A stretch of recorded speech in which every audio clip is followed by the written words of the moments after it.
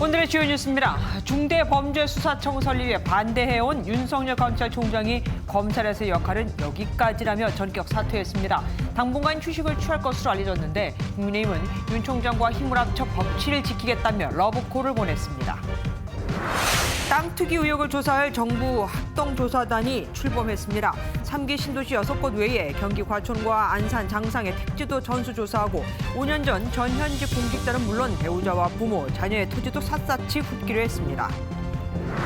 어젯밤 서울 강남에서 오토바이 운전자가 승용차 뒷유리에 벽돌을 던지고 도주했습니다. 뒷자리에 아이들이 타고 있었는데 경찰이 동선을 추적해 오토바이 운전자를 검거했습니다.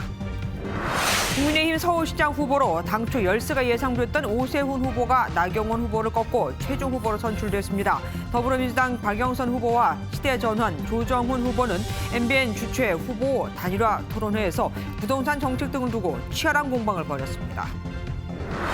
전북과 대전에서 백신을 접종한 환자 3명이 또 숨져 사망자는 5명으로 늘었습니다. 모두 아스트라제네카 백신을 맞았는데 요양병원 입원 환자의 기저질환자였습니다. 미얀마 시위에 나선 19살 소녀가 또 경찰의 총에 맞아 숨졌습니다. 당시 소녀가 입고 있었던 옷에 쓰인 다 잘 될 거야 라는 문구가 민주주의의 상징으로 떠올랐습니다.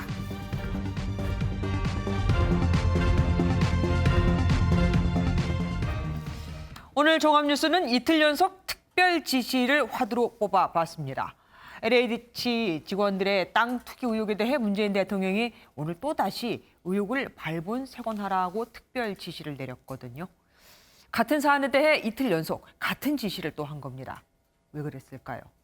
24전 24패라는 비아냥이 나올 정도로 현 정부의 부동산 대책은 트라우마 아닌 트라우마에 시달리고 있는데 이번엔 가덕도 신광 개발 이익은 일부가 오거돈 전 시장 일가에게 간다고 하고 또 신도시 이익은 LH 직원들한테 간다고 하죠. 이러니 단순 정책 실패를 넘어 도덕성까지 타격을 주는 뇌관이 되게 생긴 겁니다. 다가올 선거에도 당연히 악재가 될 거고요. 대통령의 다급함과 답답함이 그대로 묻어납니다. 검찰에서 제가 할 일은 여기까지. 윤석열 검찰총장이 임기를 4개월 정도 남겨두고 전격 사퇴했죠. 박근혜 전 대통령에 대한 국정농단 수사를 지휘하며 한때 여권의 영웅 대접을 받았던 윤 총장. 하지만 지난 2019년 여름 조국 전 법무부 장관 일과 의혹을 수사하면서 정부 또 여당과 사이가 틀어졌다는 평가가 나온 뒤 계속 가시밭길을 걸어왔습니다. 먼저 이혁근 기자가 보도합니다. 오전 반차를 내고 출근해 입장 표명을 한 윤석열 검찰총장의 어조는 결연했습니다.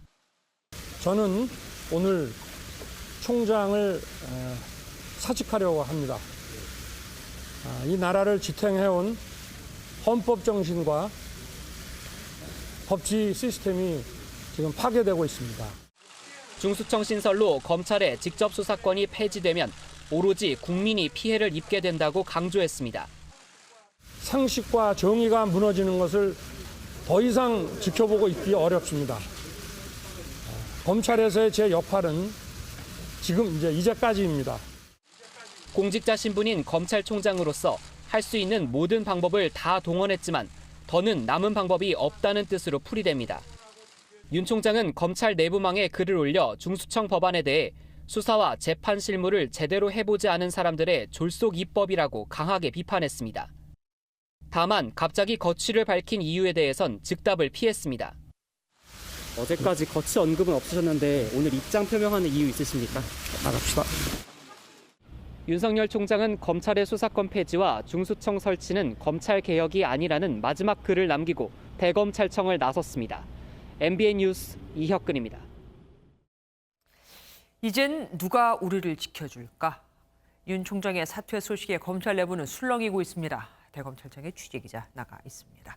임성재 기자, 갑작스러운 사퇴 소식에 검찰 어수선하겠습니다. 윤석열 총장의 사퇴에 대해 검찰 내부는 뒤숭숭한 분위기입니다. 하지만 대체적으로 사퇴가 불가피했다는 목소리가 많습니다. 최근 여권에서 추진 중인 중대범죄수사청 설립을 두고 검찰 안에선 사실상 검찰을 해체하는 법안이라는 공감대가 형성돼 있기 때문입니다.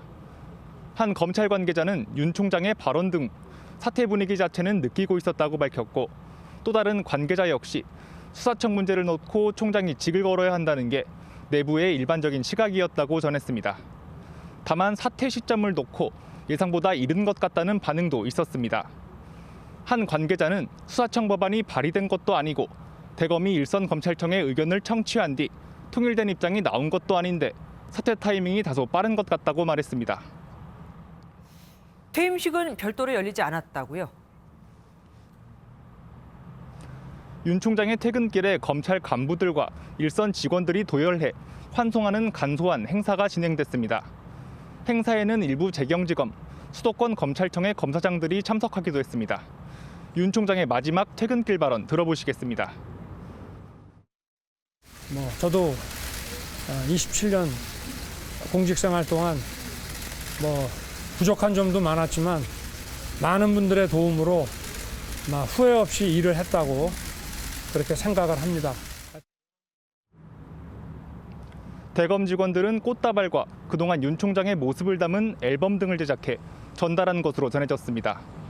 한편 법무부는 오후 2시쯤 윤 총장으로부터 사직서를 제출받았다고 기자단에 알려왔습니다. 박범계 법무부 장관은 윤 총장의 사의 표명 소식을 접해 안타까운 마음이라는 짧은 소회를 밝혔습니다. 지금까지 대검찰청에서 MBN 뉴스 임성재입니다. 문재인 대통령은 윤 총장의 사의 표명 1시간 만에 이를 즉각 사표를 수리했습니다. 또한 신현수 민정수석도 교체했죠.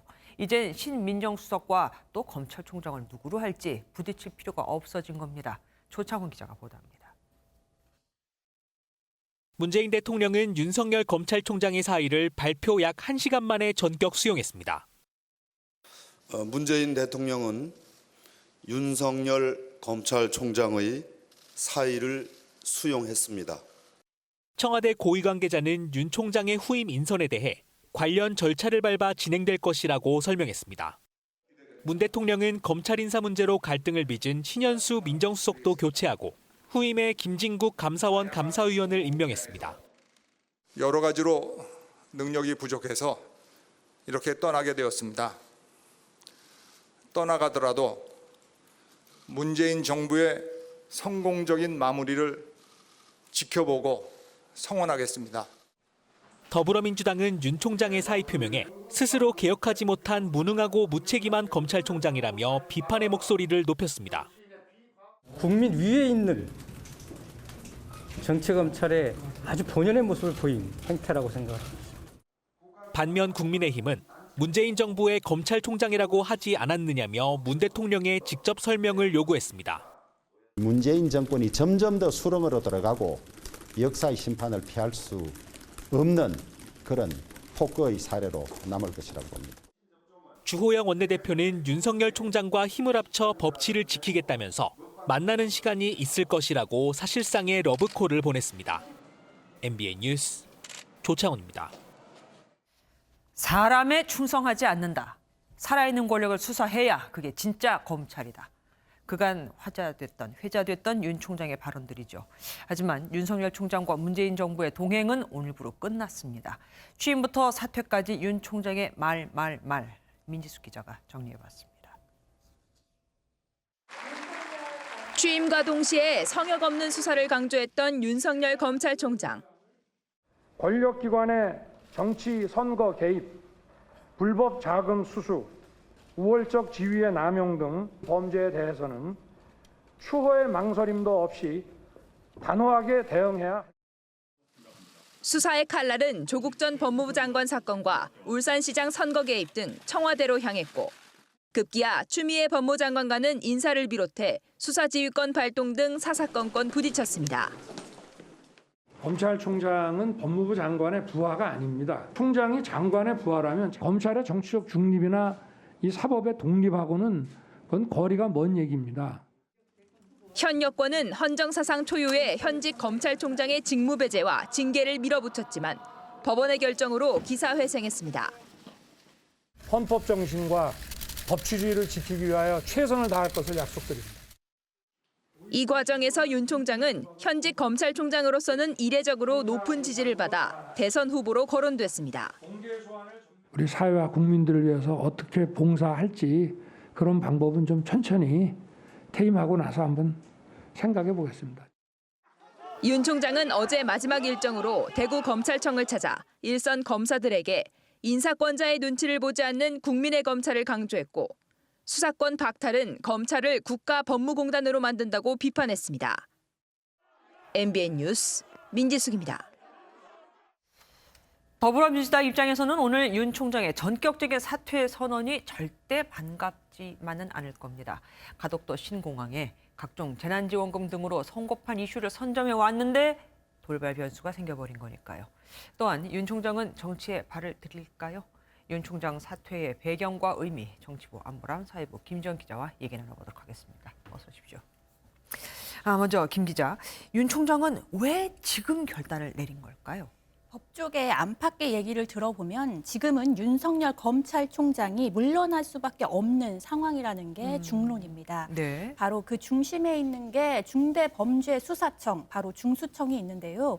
검찰의 수사권을 완전히 박탈하는 사실상 검찰을 폐지하려는 움직임이 윤 총장 본인 때문에 일어나고 있는 만큼 검찰 조직을 지키기 위해 이번엔 직을 걸 수밖에 없었던 겁니다.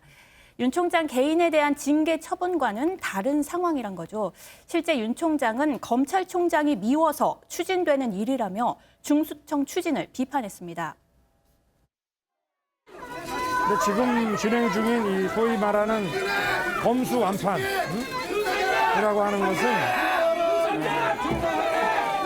어떤 부패를 완전히 통치하는 부패 완판으로서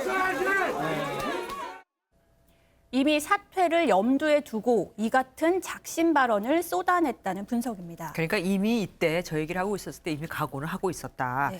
사퇴로서 다시금 중수청 입법 반대 의사를 분명히 내세운 거다 이거군요. 네, 맞습니다. 윤 총장 측근들의 얘기를 종합해서 들어보면 사퇴만이 지금의 검찰 폐지 논의를 막을 수 있다고 판단한 것으로 전해집니다.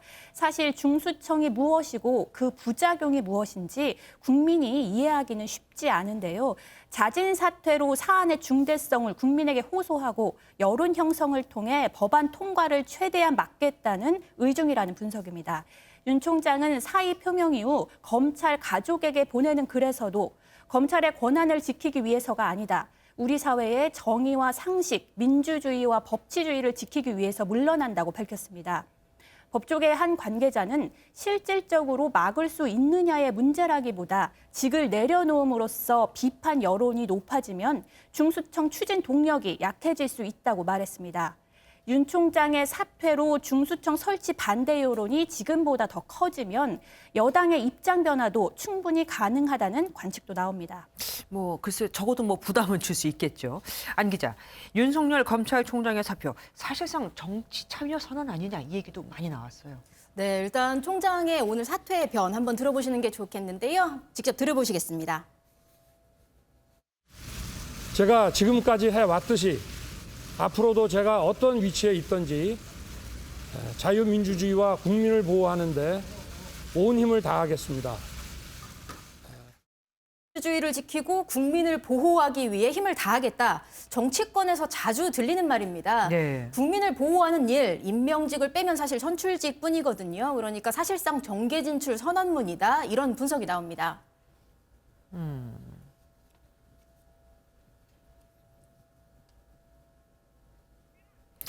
그러면은 이제 진짜 대선에 나간다 이 얘기인데 그러면은 사실 지금으로서는 사퇴보다는 이 사람이 이제 대권에 나갈 것인가 이런 것도 더 궁금해요. 네, 실제 출마로 이어질지는 모르겠지만 윤 총장이 내년 대선을 염두에 뒀다는 건 의심의 여지가 없다. 이런 게 정치권 분위기입니다.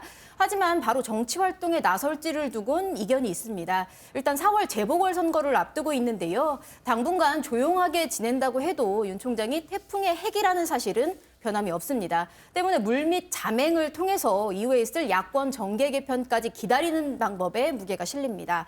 하지만 일각에서는 재보선에서 연단에 선다든가 하면서 자신의 정치력을 실험해볼 가능성도 거론되고 있습니다. 이 과정에서 정치적 파괴력을 입증한다면 대권 가도에 더 힘을 붙을 수도 있습니다. 예, 김 기자한테 여쭤볼게요. 근데 이렇게도 생각해 볼 수 있을 것 같아요. 물론 이렇게 사퇴함으로써 중수청 반대 입장을 강하게 어필할 수도 있지만 그래도 검찰총장으로 있으면서 정치권에 대한 지금 살아있는 권력에 대한 수사를 계속할 수 있게 동력을 이끌어줄 수도 있지 않겠습니까? 맞습니다. 맞습니다. 올바른 그 지적이 많이 나오는데요. 일각에서 나오는 윤 총장의 사퇴 관련 비판이 바로 이 정권 수사 때문에 나오고 있습니다. 네. 사람에 충성하지 않는다. 유명한 말이죠. 윤 총장이 직을 걸어야 할 곳은 살아있는 정권 수사라는 겁니다. 한 검찰 관계자는 후임 총장이 오면 지금처럼 수사할 수 있겠냐고 반문하며 수사 동력이 중요한 시점에 과연 윤 총장의 선택이 적절했는지 의문이라고 지적했습니다. 반면 다른 시각도 있습니다. 한 윤 총장 측근은 수사가 상당히 진행돼 중단은 어려울 것이라고 윤 총장이 판단한 것으로 보인다며 수사 중단이 오히려 정부 책임론을 불러올 수 있다고 말했습니다. 그럼 이제 차기 총장이 궁금하단 말이에요. 누가 거론되고 있습니까? 일단 차기 총장 인선 때까지는 대검의 조남관 차장검사의 대행 체제가 이어집니다. 차기 총장 후보로는 이성윤 서울중앙지검장과 조남관 대검 차장검사가 거론되고 있는데요. 검찰 안팎에선 이번 고위 간부 인사에서 윤 총장의 교체 요청에도 자리를 지켰던 이성윤 지검장이 유력하다고 보고 있습니다. 울산시장 선거 개입 사건과 원전 사건 등의 수사를 막을 최적의 인물이란 평가입니다. 원래 추미애 전 장관 측 인사로 분류됐지만 윤 총장 징계 국면에서 반기를 든 조남관 차장도 후보군 중 한 명입니다. 일각에선 강남일 대전 고검장 이름도 나오는데요. 강남일 고검장은 국회 법사위 위원으로 3년간 일해서 여야 의원들과 두루 관계가 좋고 특히 박범계 법무부 장관이 각별히 신뢰하는 것으로 알려졌습니다. 예, 마지막으로 안 기자, 청와대가 오늘 갑자기 민정수석 교체를 발표했습니다. 물론 발표할 거를 교체할 건 알고 있었어요. 그런데 이게 그러니까 윤 총장이 사퇴하겠다라고 얘기한 다음에 한 2시간 정도인가 뒤에 바로 나왔단 말입니다. 이게 우연의 일치일까요? 윤 총장이 사의를 표명하고 사표를 처리한 것, 그리고 신현수 수석이 교체까지 말씀하신 것처럼 불과 2시간 만에 벌어진 일입니다. 애초 청와대는 신 수석에 대해 일단락됐다라고 밝혔지만 질서 있는 퇴진으로 가닥을 잡고 교체 시기를 저울질하고 있었습니다. 신 수석이 끝내 사퇴 의사를 접지 않으면서 후임자를 물색했고 이르면 이번 주, 늦어도 다음 주엔 교체될 것이라는 전망이 우세했었던 건데요. 시점이 다소 공교롭긴 하지만 예정된 수순이었던 것으로 봐야 할 것 같습니다. 굳이 꼬집자면 관심이 쏠렸던 신 수석의 교체가 윤 총장의 사퇴에 좀 묻히는 그런 효과를 기대한 게 아닐까? 이런 관전평은 내놓을 수 있을 것 같습니다. 예, 앞으로 중수청 추진과 정권 수사가 어떻게 될지는 계속해서 지켜봐야겠습니다. 오늘 말씀 감사합니다. 너무 반발이 거세서일까요? 더불어민주당이 중대범죄수사청을 설치한 뒤에도 검찰에 보안 수사권을 부여하는 방안을 추진하고 있습니다. 그러니까 검찰로부터 완전히 수사권을 뺏지는 않을 거다는 건데 당내 검개특위에서는 자체 수사보다는 항고 사건을 주로 다루는 곳이죠. 고등검찰청 폐지안도 나왔습니다. 김순철 기자가 단독 보도합니다. 더불어민주당이 중수청 도입 뒤에도 검찰에 제한적으로 수사권을 주는 방안을 추진 중인 것으로 MBN 취재 결과 확인됐습니다. 민주당의 한 핵심 관계자는 중수청이나 경찰이 수사한 사건을 두고 검찰이 보안 수사를 요구하거나 해당 사건에 한해 직접 보안 수사를 할 수 있게 열어뒀다고 말했습니다. 특정 단체의 고발장을 받아 수사에 착수하는 이른바 청부 수사만은 막겠다는 겁니다. 이 관계자는 중수청을 설치해 검찰의 수사권을 완전히 박탈한다는 이른바 검수완박 주장은 거짓말이라며 윤석열 검찰총장도 잘 모르고 말한 것이라고 밝혔습니다. 오늘 검개특위 전체 회의에서는 고등검찰청 폐지안에 대해 깊이 있게 살펴봐야 한다는 의견이 나온 것으로 전해졌습니다. 이 방안이 현실화된다면 대대적인 인적 개편도 불가피할 전망입니다. 한편 검개특위는 논란의 중심에 선 중수청법 발의 시점에 대해 말을 아꼈습니다. 특별히 날짜를 특정하고 있지는 않고요. 저희 논의는 계속 하겠다. 그리고 논의 결과물이 나오면 그 시점에서 하겠다 이렇게 말씀드립니다. 다만 검개특위 핵심 관계자는 오는 6월 안에 중수청법을 통과시키겠다는 입장은 전혀 변함이 없다고 재차 강조했습니다. MBN 뉴스 김순철입니다. LH 직원들의 땅 투기 의혹에 국민들이 지금 부글부글 끓고 있죠. 논란 정부가 신도시 개발 공무원과 공기업 직원들의 땅 투기 의혹을 조사할 정부 합동조사단을 부랴부랴 출범시켰습니다. 3기 신도시 6곳과 과천 등 중규모 택지 2곳을 조사하는데 5년 전 근무자와 가족들의 토지 거래 내역까지도 다 들여다볼 계획입니다. 이수아 기자입니다. 문재인 대통령은 LH 직원 땅 투기 의혹에 대해 뿌리 깊은 부패 구조에 기인한 건지 규명해 발본색원하라고 주문했습니다. 이례적인 이틀 연속 지시입니다. 정부는 정부 합동조사단을 출범시키고 본격적인 활동에 들어갔습니다. 조사 대상은 3기 신도시 6곳과 100만 제곱미터 이상 중규모 택지인 과천, 안산, 장상도 포함됐습니다. 국토부와 LH 그리고 지자체 소속 개발공사는 임직원 전체에 대하여 조사를 하겠습니다. 아울러 경기도 인천시 및 기초지자체 유관부서 업무 담당 공무원에 대해서도 조사를 실시할 것입니다. 조사단은 입지 발표 5년 전부터 현재까지 근무 이력이 있는 전현직 공직자는 물론 배우자, 부모와 자녀의 토지 소유 여부, 거래 내역 등을 샅샅이 훑을 방침입니다. 국민권익위원회를 통해 공직자 투기 행위에 대한 신고도 받기로 했습니다. 합동조사단은 대상자와 지역에 대한 1차 전수조사를 진행한 뒤 다음 주 그 결과를 발표할 방침입니다. 정부는 투기 의혹 재발을 막기 위한 대책도 밝혔습니다. 담당 공직자의 실거주 목적이 아닌 부동산 거래를 엄격히 제한하고 부동산 거래 시 반드시 신고하도록 의무화하겠습니다. 정부는 신규 공공택지 발표도 차질 없이 진행하겠다고 덧붙였습니다. MBN 뉴스 이수아입니다. 그렇다면 LH 직원들이 사들인 땅은 얼마나 그 값이 올랐을까요? 많이 오른 곳은 2년 만에 50% 정도 오른 곳도 있었습니다. 정부가 신도시 건설에 속도를 내려고 보상금을 후하게 쳐주고 보상금을 더 받겠다며 급히 심어둔 그 나무들이 자란다면 차익은 더 커지겠죠. 장명훈 기자가 알아봤습니다. LH 직원 4명은 지난 2019년 중순 약 4,000제곱미터 토지를 평당 125만 원에 사들였습니다. 부동산 중개업자들은 이 토지가 평당 180만 원 정도에 거래되는 땅이라고 입을 모읍니다. 호가가 만약에 이게 발표 안 하고 누가 판단을 한 170, 180면 살 것 같아. 보통 요새 한 150에서 한 200 사이에 내놓더라고요. 200은 거래가 잘 안 돼요. 땅을 사고 약 2년 만에 50%가량 가격이 오른 셈인데 LH 직원이 사들인 다른 토지들도 기간에 따라 상승폭이 다릅니다.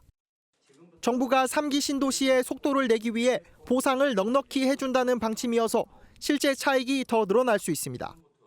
게다가 작물이나 묘목을 심어놓은 토지는 추가 보상금도 받습니다.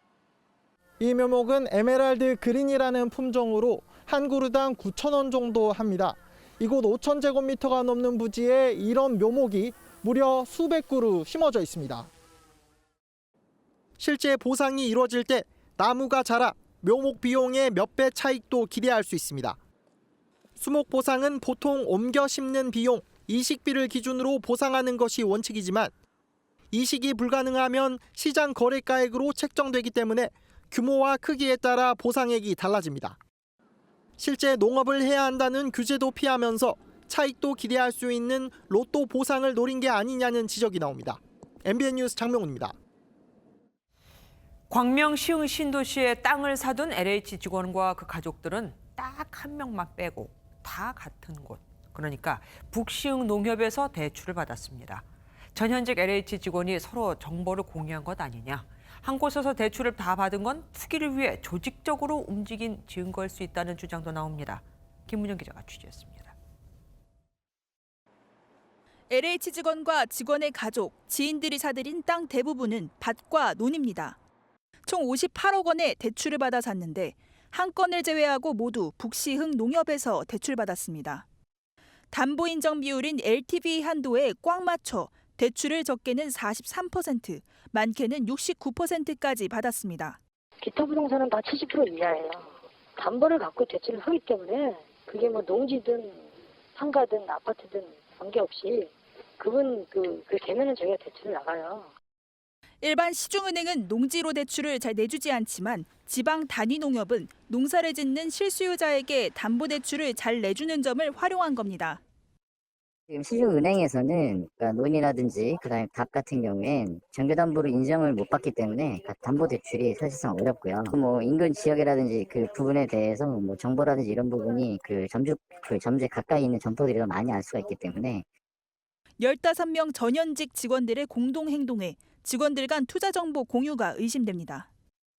치밀하게 LH의 대토 보상 기준에 맞춰 토지를 4개로 쪼갠 뒤 7명이 함께 나눠 가지기도 한 상황. 그 보상 근거에 따라서 소유 토지 면적이 1000제곱미터 이상인 사람들에 대해서는 협의 양도인 택지를 공급할 수 있도록 돼 있어서 그 부분을 아마 감안을 해서 처음부터 투기 행위에 나선 것으로 보입니다. 또 등기 단계에서 농업경영계획서도 허위로 제출한 것으로 의심되고 있어 심사를 진행한 농업기술센터는 상황을 파악 중이라 밝혔습니다. MBN 뉴스 김문영입니다. 다른 3기 신도시들도 소문은 사실 파다합니다. 사전에 개발 정보를 인지하고 땅을 사들인 곳이 비단 광명시흥뿐이겠냐 이거죠. 게다가 일부에선 전수조사가 끝날 때까지 토지 보상 일정을 중지해달라는 요구까지 나와서 3기 신도시 일정에 차질이 빚어질 수도 있게 생겼습니다. 일부 공무원들이 죄를 뿌린 셈이죠. 김민희 기자가 보도합니다. 3기 신도시 중 한 곳인 고양 창릉 일대. 3년 전 한국토지주택공사 LH의 내부 개발 도면이 유출돼 홍역을 치렀던 곳입니다. 지역 주민들은 신도시 지정 전에 개발 계획이 널리 퍼졌던 만큼 투기 자금이 상당수 들어왔을 것으로 생각하고 있습니다. 신경을 섞겠어요. 우리가 말하는 일반적인 말하는 투기는 알단 말이야. 다른 기관들 투기했어. 찾아보세요.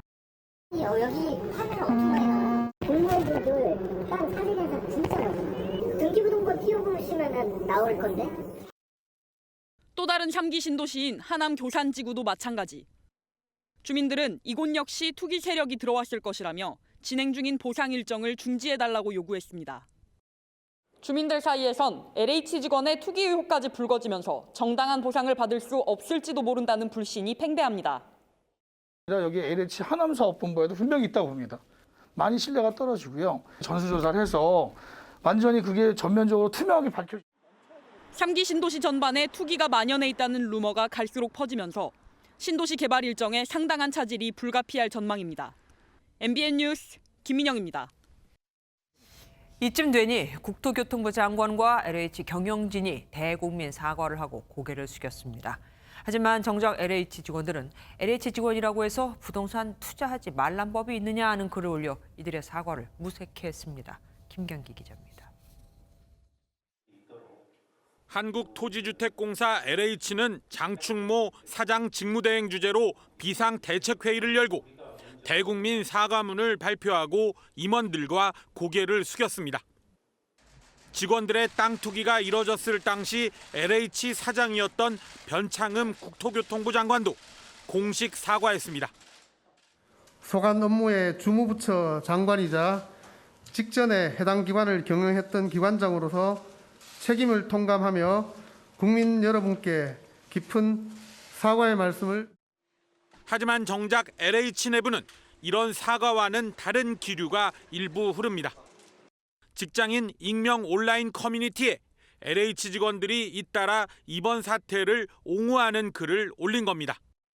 LH 직원들이라고 부동산 투자하지 말라는 법이 있나요라거나 막말로 다른 공기업이나 공무원 등 공직에 종사하는 직원 중 광명 쪽 땅 산 사람 한 명 없을까라며 두둔했습니다. 이런 LH 직원들 글에는 감싸줄 것을 감싸주라는 비판의 댓글이 이어졌습니다. 청와대 국민청원 게시판에도 국정감사를 요청하는 청원이 올라와 참여자가 빠르게 늘고 있어 국민들의 분노는 쉽게 식지 않을 전망입니다. MBN 뉴스 김경희입니다. 그런데 이게 다가 아닙니다. 한 유명 부동산 유료 사이트에서 자신을 18년 경력의 토지 경매 1타 강사라고 홍보해온 강사가 현직 LH 직원으로 드러난 겁니다. 공공기관 직원이 수업료 23만 원씩 받고 영리 활동을 해온 거죠. 수천 명이 수강했습니다. 자신은 아니라고 하는데 지금은 동영상을 싹 지웠습니다. 정태진 기자가 취재했습니다. 부동산 경매와 토지 개발로 부자가 될 수 있다고 홍보하는 한 부동산 유료 사이트입니다. 강사 오모 씨가 자신을 토지 경매 1타 강사라며 수익을 쉽게 낼 수 있다고 소개합니다. 그런데 이 강사는 현재 서울지역본부 의정부 사업단에 근무하는 LH 직원인 것으로 확인됐습니다. 공공기관인 LH 근무를 부동산 투자회사 18년 경력으로 속인 정황도 보입니다. 수업료만 23만 원인데 수천 명이 수강했습니다. 관련 매출만 적어도 4억 원에 달합니다. 직접 결제해봤습니다. 토지 보상 업무를 한 적이 있는 오모 씨가 직접 토지 수용에 대해 설명합니다. 수용 보상 투자를 할 때 제일 중요한 부분 중 하나가 사업 시행자와 사업 승인의 효과가 중요하거든요. 또 토지의 참맛을 알게 되면 헤어나올 수 없다라고 하는 글과 함께 유튜브에 출연하기도 했습니다. 이에 LH 측은 올해 1월 말부터 현재까지 감사가 진행 중이라고 답변했습니다. 저희가 내부 감사 진행 중인 부분을 확인 가능한 거고 경험 허가 여부도 조사가 다 끝나야 뭔가를 확인드릴 수 있어요. 이처럼 공공기관인 LH에 근무하는 직원이 투기를 부추기는 영리 활동을 하는 등 내부 통제가 그만큼 엉망이었다는 비난이 제기되고 있습니다. MBN 뉴스 정태진입니다. 신도시 토지 투기 의혹과 관련 지자체들도 자체 전수조사에 들어갔습니다. 하지만 강제성에 한계가 있고 특히 공직자 가족들에 대한 조사는 더 쉽지 않습니다. 게다가 자기 식구들을 엄격하게 조사할까요? 이재호 기자가 보도합니다. 지자체 중 가장 먼저 전수조사 방침을 밝힌 건 경기도 광명시입니다. LH 직원들의 투기 의혹이 업무상 취득한 정보를 이용한 것으로 의심되는 만큼 유사 사례가 있을 수도 있다는 판단을 한 겁니다. 감사부서에서 주축이 돼서 이제 진행을 해야 될 것 같고요. 이제 새로 하신 또 업무가 되고 그러다 보니까 검토하고. 시흥시 역시 해당 부지와 관련한 공직자의 토지 취득 여부 전수조사에 들어갔습니다. 토지 매입 현황을 확인해 위법성 여부를 철저하게 조사한다는 방침입니다. 경기 안산시도 산하기관 직원까지 포함한 2,600여 명 전원을 대상으로 부동산 거래 현황 파악에 나섰습니다. 하지만 공직자의 가족 등에 대한 조사는 현실적으로 어려워 실용성은 의문입니다. 가족까지는 생각하고 있진 않아요. 감사실에서는 내부 직원 정도는 할 수 있으니까. 또 일각에선 지자체 공무원이 대부분 관내 거주자인 상황에서 토지 거래만 가지고 위법성을 따지는데 한계가 있을 수 있다는 우려도 나오고 있습니다. MBN 뉴스 이재호입니다. LH 직원들의 신도시 땅 투기 의혹과 관련해 정보 합동조사단이 출범을 했고 경찰도 수사를 진행한다고 하죠. 하지만 별 소용없을 거라는 말도 나옵니다. 왜일까요? 경제부 박통일 기자와 알아보도록 하겠습니다. 어서 오십시오. LH 직원들이 만약에 땅 투기를 했다고 결론이 나면 그러면 처벌을 어떻게 받게 됩니까? 네, 일단 우선 LH 직원들이 실제 농사를 짓기 위해 땅을 산 것은 아니라는 점은 분명해 보입니다. 네. 하지만 법적 처벌로 들어가면 문제가 좀 복잡합니다. 이들이 신도시를 지정한다는 정보를 얻었느냐, 그리고 그 정보를 어떻게 얻었느냐가 쟁점인데요. LH 직원을 처벌할 근거가 되는 법은 여러 가지가 있습니다. 우선 공직자윤리법입니다. 공직자가 공직을 이용해 사적 이익을 추구하거나 재직 중 취득한 정보를 부당하게 사적으로 이용하는 것을 금지하고 있습니다. 그런데 공직자윤리법은 주로 고위공직자 재산 등록과 보유 주식의 매각이나 백지 신탁 등을 규정하고 있습니다. 이번 건과 관련한 처벌 조항은 사실상 없습니다. 두 번째는 부패방지법입니다. 공직자가 업무 처리 중 알게 된 비밀을 이용해 재물, 재산상의 이익을 취득하는 것을 금지하고 있습니다. 위반 시 7년 이하의 징역 또는 7천만 원 이하의 벌금에 처해집니다. 세 번째는 LH 직원에 가장 해당하는 법인데요. 공공주택 특별법입니다. 업무 중 알게 된 정보를 목적 외로 사용하거나 타인에게 누설한 행위에 대해서 5년 이하의 징역 또는 5천만 원 이하 벌금에 처하도록 하고 있습니다. 신도시가 들어선다는 이야기를 해준 국토부 또는 LH 직원이나 이를 듣고 땅 투기를 한 직원 모두 처벌할 수 있는 조항입니다. 그런데 지금 우리가 계속 얘기하고 있는 이 지역은 신도시 예정지로 예전부터 이름이 계속 나왔었습니다. 네. 때문에 직원들이 업무로 한 게 아니고 내가 보기에 그냥 유망해 보이길래 투자를 한 거다. 이렇게 얘기하면 어떻게 돼요? 맞습니다. 정부 합동조사단이나 경찰 모두 이런 업무 관련성을 밝히는 데 초점을 맞출 것으로 보입니다. 특히 이번에 드러난 LH 직원은 현재까지는 이번 신도시 지정 업무와 직접적인 연관은 없는 것으로 알려졌습니다. 게다가 광명 시흥이 오래전부터 개발 예정지로 꼽혀왔다는 점도 혐의 입증을 어렵게 하는 변수입니다. 단순한 개발 기대감에 투자했을 뿐 미공개 정보를 이용한 게 아니라고 한다면 업무 관련성을 입증하기 어려워집니다. 하지만 반드시 택지 개발 계획을 수립하는 업무를 수행해야만 업무 관련성을 입증할 수 있는 건 아니다는 의견도 있는 만큼 향후 이 부분을 놓고 법리적인 다툼이 있을 것으로 보입니다. 일각에서는 왜 부동산 정보를 이용한 투기 이익은 원천적으로 환수해야 된다는 말도 있던데 이건 어떻습니까? 네, 더불어민주당 진성중 의원 같은 경우 한 라디오 프로그램에 출연해 부패 방지법을 적용하면 투기 이익을 환수할 수 있다고 주장했습니다. 하지만 앞에서 말씀드렸듯 사법기관에서 유죄를 입증하는 게 선결 과제입니다. 민주당은 공직윤리법을 개정해 LH와 같은 공기업 개발 담당 부서 직원도 재산 공개 관리 대상에 포함하고 상시 감독하는 방안도 검토하겠다고 밝혔습니다. 지금 세간에서는 땅 투기한 사람들이 비단이 LH 직원들 뿐이겠냐, 다른 곳에서도 많지 않겠냐 얘기가 많이 나오고 있습니다. 그런데 통계를 보니까 실제로 그런 듯한 모습이 정황이 보인다면서요. 네, 지난해 1월부터 지난달까지 이번에 땅 투기 대상지였던 시흥시 과림동의 토지거래 현황을 살펴봤는데요. 평소 거래 건수가 0건이었던 해당 지역이 지난해 8.4 공급대책 직전에는 3개월간 167건, 올해 2.4 대책 발표 직전 3개월간 30건의 토지 거래가 이루어졌다고 국민의힘 김상훈 의원이 밝혔습니다. 네. 토지 거래는 일반적으로 갑자기 늘거나 줄거나 하지 않는데요. 그런데 이렇게 갑자기 거래량이 급증한 것은 개발 정보의 사전 유출 등을 의심할 수밖에 없다는 게 전문가들의 진단입니다.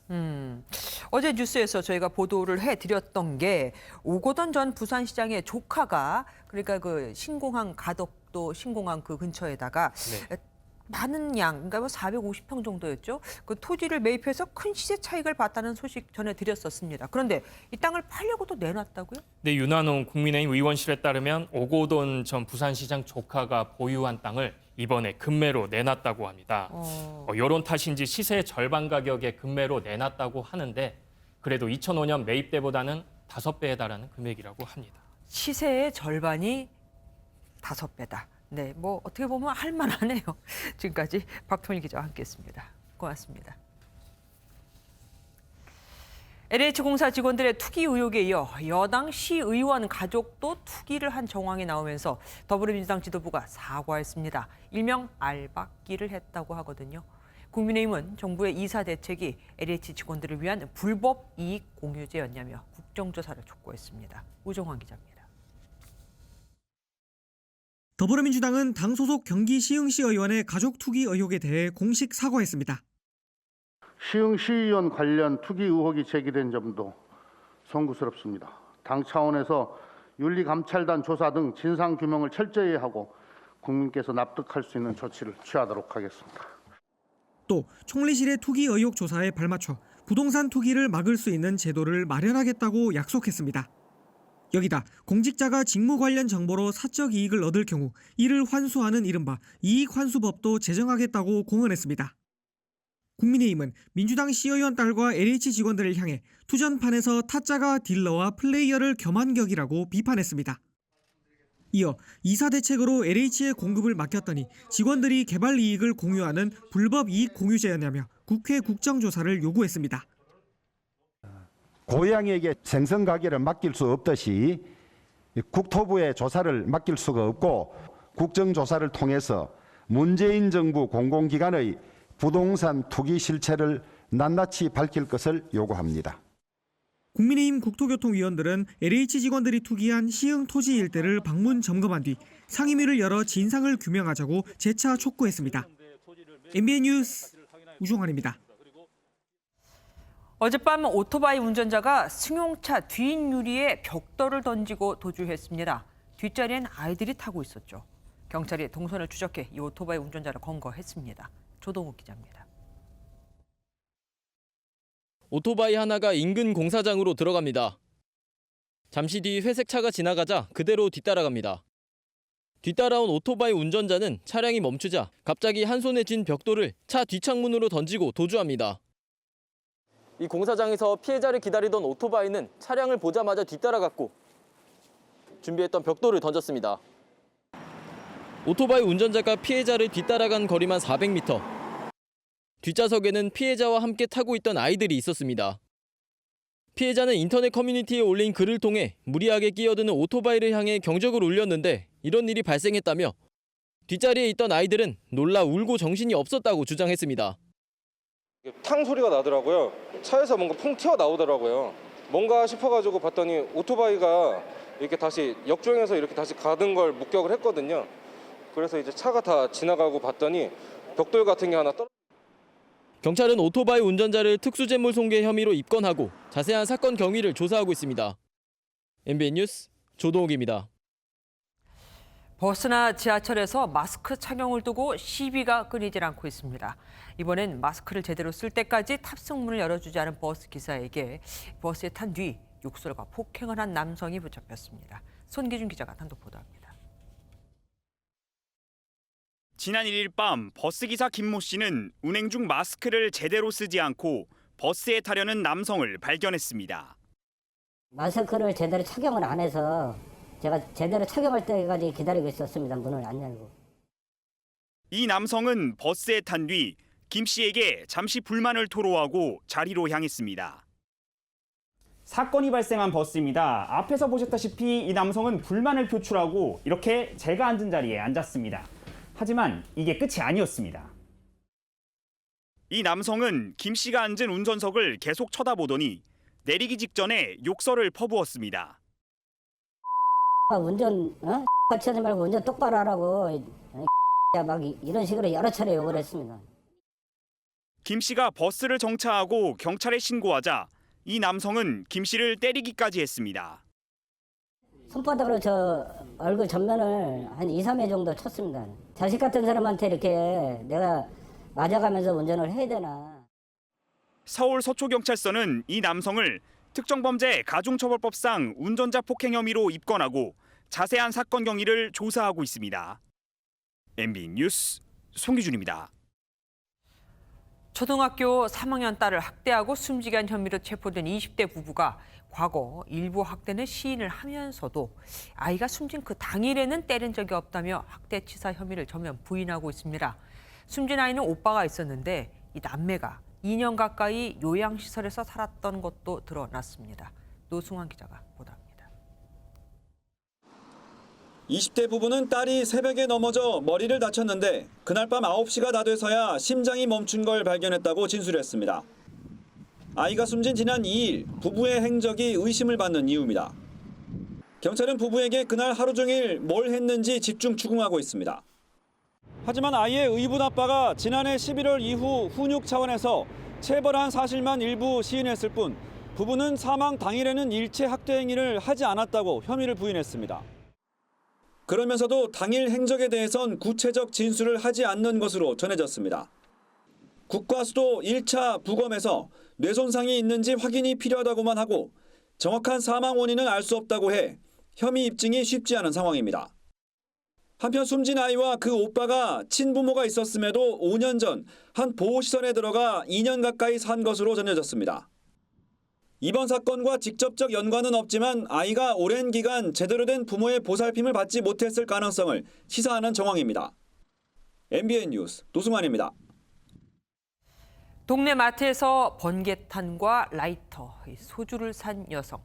뭔가 이상한 낌새를 눈치챈 마트 주인은 여성이 타고 온 차량 번호를 메모했고 112에 이를 신고했습니다. 그 전화 한 통이 여성의 마지막 극단적 선택을 막을 수 있었죠. 강세영 기자가 보도합니다. 전북 전주의 한 마트입니다. 모자를 쓴 여성이 흰색 승용차에서 내려 마트로 들어옵니다. 여성은 소주 2병을 산 다음 주인에게 번개탄을 가져다 달라고 합니다. 주인이 번개탄 1개를 가져오자 여성은 1개를 더 달라고 했고 라이터도 샀습니다. 이렇게 얼굴을 봤는데 얼굴빛이 너무 어둡고 그냥 느낌이 안 좋아가지고. 주인은 25년째 마트를 운영하면서 불길한 예감이 든 손님은 처음이라고 했습니다. 번개탄과 소주를 산 여성이 차를 타고 떠나자 마트 주인은 차량 번호를 적어서 곧바로 경찰에 신고했습니다. 추적에 나선 경찰은 여성이 탄 차량을 전북 부안에서 발견했습니다. 경찰의 설득 끝에 여성은 극단적인 선택을 포기하고 가족의 품으로 돌아갔습니다. 약간의 우울증이 좀 있었던 것 같아요. 목소리가 쪼그만하게 얘기를 하면서 좀 의기소침한 상태였어요. 마트 주인의 눈썰미가 소중한 생명을 살린 겁니다. 한 가정을 살린 거라서 제가 너무너무 뿌듯해요, 지금. 진짜 너무 좋아요. MBN 뉴스 강세훈입니다. 국민의힘 경선에서 서울시장에는 오세훈 후보가, 부산시장에는 박형준 후보가 각각 최종 후보로 선출됐습니다. 오세훈 후보는 당초 열세가 예상됐지만 시민 여론조사에서 중도층의 표심을 얻으며 극적인 승리를 거뒀습니다. 신재우 기자가 보도합니다. 국민의힘 서울시장 경선에서 오세훈 후보가 나경원 후보를 5.3%포인트 차이로 꺾고 최종 후보로 선출됐습니다. 당초 불리할 것으로 예상됐지만 100% 일반 시민 대상 여론조사에서 중도 확장성이 높은 평가를 받은 오 후보는 수락연설에서 눈시울을 붉혔습니다. 임기를 다 마치지 못한 시장으로서 10년간 살아오면서 그 죄책감, 또 자책감, 용서를 받을 수 있는 날을 저 나름대로 준비해 왔습니다. 새 서울시장 임기가 1년인 만큼 토론회를 거치면서 시정 경험을 강조했던 오 후보에게 표가 몰린 것으로 보입니다. 오 후보와 마지막 야권 단일화를 놓고 경쟁할 안철수 국민의당 후보는 빠른 단일화 논의를 촉구했습니다. 가급적 빨리 만날 수 있으면 그게 더 좋을 것 같습니다. 선의의 경쟁을 통한 협력자로서 이번 경선 과정들이 진행이 됐으면 합니다. 국민의힘 부산시장 최종 후보로는 박형준 후보가 박성훈, 이현주 후보를 제치고 이변 없이 확정됐습니다. 앞으로 오로지 부산을 위해서 제 한 몸 바치겠습니다. 대한민국의 새로운 리더십이 형성될 수 있도록 또 제 온 힘을 바치겠습니다. 국민의힘은 조만간 선거대책위원회를 꾸리고 본격적인 후보 지원에 나설 예정입니다. MBN 뉴스 신재우입니다. 서울시장 후보 단일화를 위한 첫 여권 토론회가 MBN 매일경제 공동 주최로 열렸습니다. 화기애애한 분위기 속에서도 날선 정책 질문이 활발하게 오고 갔는데 특히 부동산 대책을 두고는 실효성이 있는지 무주택자들에게 도움이 될지 후끈한 공방이 벌어졌습니다. 주진희 기자입니다. 먼저 더불어민주당 박영선 후보의 공공주택 30만 채 공급 대책을 치대전환 조정훈 후보가 날카롭게 공격했습니다. 400만 가구입니다. 30만 채 공급하면 열에 하나도 돌아가지 않습니다. 30만 채가 시장 하락을 위한 어떤 시그널 효과를 내냐입니다. 예. 집을 살 그 준비가 돼 있는 사람과 그렇지 못한 사람의 이 순서가 정해져 있는 것이기 때문에 지금 하신 말씀은 이건 너무 좀 과격하다. 공급이 숫자상 충분해 보이지 않아도 연착륙하며 집값이 떨어질 것이라는 박 후보의 설명에 조 후보가 하소연하며 분위기가 풀립니다. 저하고 아내도 싸웁니다. 사지 마라. 집값 떨어진다 하지만 제 아내는 웃기지 마라. 네 말 들었다 지금 손해가 얼마냐 이러고 있습니다.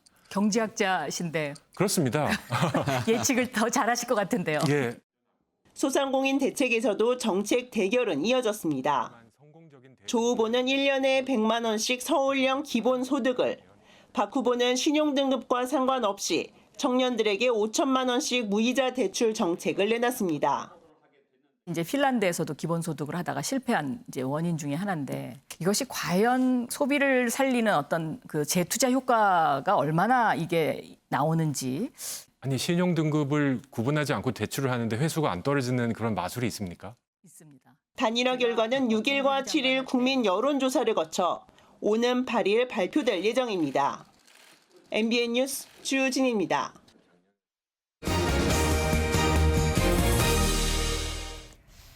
다 잘 될 거야. 미얀마에서 쿠데타 반대 시위에 참여했다 군경의 총에 숨진 19살 소녀의 티셔츠에 적힌 문구입니다. 생전 태권도와 춤을 사랑했던 소녀인데요. 유독 머리에 총을 맞고 숨진 사망자들이 많아 저격수를 배치했다는 의혹도 나오고 있습니다. 신혜진 기자가 보도합니다. 사정없이 날아드는 총탄에 드럼통 뒤로 간신히 몸을 피합니다. 맨몸으로 시위 현장에 뛰어든 19살 소녀는 결국 군경이 쏜 총에 맞아 숨을 거뒀습니다. 소녀는 목에 자신이 죽으면 장기를 기증하겠다는 유서를 걸었습니다. 입고 있던 티셔츠에 적힌 다 잘 될 거야 문구는 군부 쿠데타에 저항하는 상징으로 떠올랐습니다. 아이들에게 태권도를 가르치고 가수로도 활동한 소녀의 생전 모습이 SNS 등에 공개되면서 안타까움을 더하고 있습니다. 미얀마 시위대를 향한 군부의 무자비한 진압은 날이 갈수록 더욱 강경해지고 있습니다. 부상자를 이송하는 구급 대원들에게까지 폭력을 휘두르고 길을 걷던 평범한 시민들에게 총구를 겨눴습니다.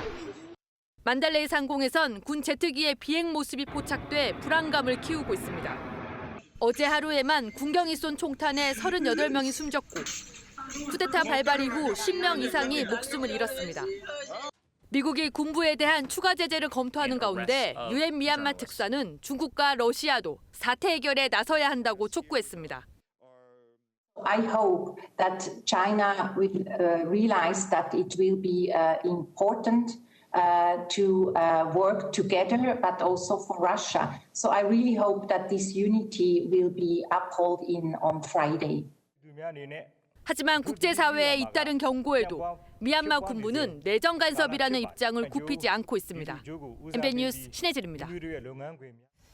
전북과 대전에서도 코로나19 백신 접종을 받은 환자 3명이 또 숨졌습니다. 이들은 모두 요양병원 입원 환자의 기저질환 환자로 아스트라제네카 백신을 접종했습니다. 김여현 기자가 보도합니다. 전북 전주의 한 요양병원입니다. 심내혈관 질환이 있던 입원 환자 50대 남성은 그제 오전 9시 10분쯤 아스트라제네카 백신을 맞았습니다. 백신 접종 다음 날까지 특별한 이상 증상이 없었지만 41시간이 지나 돌연 사망했습니다. 전북 부안에서도 50대 남성이 아스트라제네카 백신을 맞은 지 15시간 만에 숨졌습니다.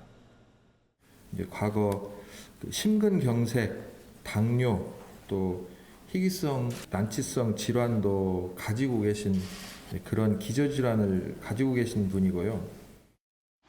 대전의 한 요양병원에서도 코로나19 백신 접종 뒤 사망 사례가 나왔습니다. 중증 장애가 있던 20대 여성이 그제 오전 11시쯤 아스트라제네카 백신 접종을 받고 42시간이 흐른 뒤 사망한 겁니다. 확인 결과 백신 접종 이후 미열 증세가 있었지만 별다른 증상은 없었습니다. 평소 여성은 뇌전증을 동반한 심한 지적 장애가 있었습니다. 현재 전 세계적으로 2억 4천만 명 이상이 접종을 했습니다. 접종에 따라 가지고 직접적인 인과성에 의해서 사망한 사례는 없었다. 지금까지 확인된 코로나19 백신 접종 사망 사례는 모두 5건. 지난해 독감 백신 접종 과정에서 불거졌던 혼란이 되풀이될 수 있다는 우려가 나오고 있습니다. MBN 뉴스 김영현입니다. 백신 접종 뒤 사망 신고가 잇따르고 있지만 오늘부터 상급 종합병원의 의료진들도 백신을 맞기 시작했습니다. 문재인 대통령도 백신 불안감을 해소하기 위해 아스트라제네카 백신을 맞겠다고 밝혔습니다. 심가현 기자입니다. 김현수 서울대병원장을 시작으로 상급병원 종사자에 대한 접종이 전국적으로 오늘부터 시작됐습니다. 애초 고위험 의료기관 종사자에 대한 접종은 다음 주 월요일 예정됐지만 백신 확보가 빨라져 접종을 앞당겼습니다. 좀 근거 없는 불신 또는 불안감을 없애는 게 가장 중요하고 필요하다면 제가 먼저 맞겠다라고 얘기를 했고. 코로나19 치료 의료진 340여 명은 다음 주에 들어오는 화이자 백신을 접종합니다. 어제까지 15만여 명이 백신 1차 접종을 받았고 이상 반응 신고는 어제 하루 511건이 늘었습니다. 접종 후 사망 신고도 잇따르자 문재인 대통령은 불안을 잠재우기 위해 아스트라제네카를 접종받겠다는 의사를 밝혔습니다. 접종 시기는 3월 말에서 늦어도 4월 초가 유력하고 G7 정상회의 일정을 고려해 결정할 방침입니다. 백신 접종에 속도가 붙고 있지만 신규 확진자는 이틀째 400명대로 정체 상태입니다. 변이 바이러스 감염은 162명으로 늘었고 국내 전파 우려는 갈수록 커지고 있습니다. 국내 감염 1명은 인천 연수구의 수출 매매 단지 관련 확진자이며 지역사회 감시 강화 과정에서 변이 바이러스의 검사 결과 영국발 변이 바이러스 감염이 이번에 확인되었습니다. 접종 한 달 뒤인 3월 말에서 4월 초 4차 대유행이 시작될 것이라는 경고도 나오면서 새 거리두기 체계 개편은 지연되고 있습니다. 방역당국은 내일 공청회를 열어 의견 수렴에 나서기로 했지만 시행까지는 다소 시일이 걸릴 전망입니다. MBN 뉴스 심가현입니다. 지난해 1인당 국민소득이 1.1% 줄어든 31,755달러로 집계됐습니다. 코로나19로 마이너스 성장을 기록했고 원화 가치가 떨어졌기 때문이죠. 특히 2년 연속 1인당 국민소득이 뒷걸음질 쳤는데 지난 2008년 금융위기 이후 처음입니다. 그동안 정부는 G7 국가인 이탈리아를 넘어설 거라고 예상했지만 현재로서는 장담할 수가 없습니다. 우리는 달러로, 이탈리아는 유로로 소득을 계산하다 보니 그리고 지난해 유로화가 강세를 보였으니만큼 좀 더 계산을 해봐야 한다고 하네요. 팥값 227%, 양파값 70% 등등 요즘 농축수산물 값이 어마어마하게 올랐습니다. 여기에 주류와 담배값까지 오른다고 하죠. 지난달엔 소비자 물가지수 상승률이 1년 만에 또 정점을 찍었습니다. 오지 기자가 보도합니다. 서울의 한 재래시장입니다. 요즘 들어 대파 찾는 손님이 줄었습니다. 작년에는 4,000원, 3,500원 이렇게. 사는 사람은 사는데 비싸다고 그래야 다. 대형마트에서 장 보는 주부들도 마찬가지입니다. 선뜻 지갑을 열지 못합니다. 보편적으로 구정이 지나면 좀 내려요. 그러니까 자고 일어나면 올라요. 대파 가격은 한 해 전보다 3배 이상 뛰었고 사과와 고춧가루도 줄줄이 올랐습니다. 우선 작년 작황 부진에 따른 공급 애로와 조류 독감의 영향 등에 더해서 명절 요인도 작용하면서 여기에 코로나19로 집콕이 늘면서 밥상에 자주 오르는 계란과 육류도 일제히 상승했습니다. 통계청에 따르면 지난달 소비자 물가 상승률은 1.1%로 지난해 2월 이후 가장 높은 수치입니다. 농축수산물 오름폭은 10년 만에 최고치를 기록하면서 전체 물가를 끌어올린 것으로 보입니다. 또 담배와 주류 가격 인상설까지 나오는 가운데 집세 가격도 3년 만에 가장 크게 올랐습니다. 서민들은 물가에 더욱 예민해질 수밖에 없습니다. 전반적인 인플레이션이 나타나고 있다고 보긴 어렵지만 국민들의 가계 소득 감소와 맞물려서 생활고로 이어질 가능성이 있고 전체적인 체감 물가 수준은 높은 것으로 판단됩니다. 정부는 할인 쿠폰 제공과 수입 확대 등을 통해 가격 안정에 힘쓴다지만 오를 대로 오른 물가 부담을 얼마나 덜어줄지는 미지수입니다. MBN 뉴스 오지혜입니다. 북한 평안북도 구성시 용덕동 핵시설의 새 구조물 설치와 관련해 국방부는 세부 동향은 확인해 줄 수 없지만 한미정보당국은 북한 핵시설 관련 활동을 예의주시하고 있다고 밝혔습니다. 어제 미국 CNN 방송은 지난달 11일 촬영한 위성 사진을 토대로 북한이 핵무기 보관 장소로 보이는 용덕동 시설 입구에 은폐형 구조물을 세웠다고 보도했습니다.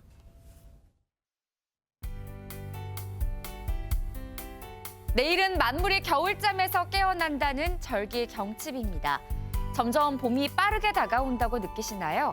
실제로 기상청에서 분석한 결과를 보면 서울을 기준으로 봄이 시작되는 날이 빨라지고 있습니다. 일평균 기온이 5도 아래로 내려가지 않는 첫날을 봄이 시작된다라고 보는데요. 1911년부터 1920년도에는 3월 29일부터 봄이 시작됐다면 작년까지의 10년 동안의 평균 봄이 시작되는 날은 3월 상순으로 20일 이상이나 빨라졌습니다. 식모기를 한 달가량 앞당겨야 한다는 얘기가 나올 만도 하죠. 내일도 포근한 봄 기운이 느껴지실 겁니다. 내일 서울은 한낮에 16도까지 오르겠고요. 광주도 19도까지 올라서겠습니다. 날이 포근해지는 만큼 대기 중에 먼지도 쌓이겠는데요. 내일 서울과 대구는 오전 한때 미세먼지 농도가 일시적으로 나쁨 단계를 보이겠고 경기 남부와 충청 대부분 지역에는 종일 초미세먼지 농도가 높게 나타나겠습니다. 내일 중부지방 일교차가 무척 크게 나타나겠습니다. 충청과 남부지방에 내리는 비는 내일 새벽까지 내린 뒤 그치겠고요. 영남 동해안에서만 내일 오전까지 다소 길게 이어지겠습니다. 동해안 지역 강릉은 한낮에 15도 선까지 올라서겠습니다. 모레인 토요일에는 동해안에 눈이나 비가 내릴 전망입니다. 날씨였습니다.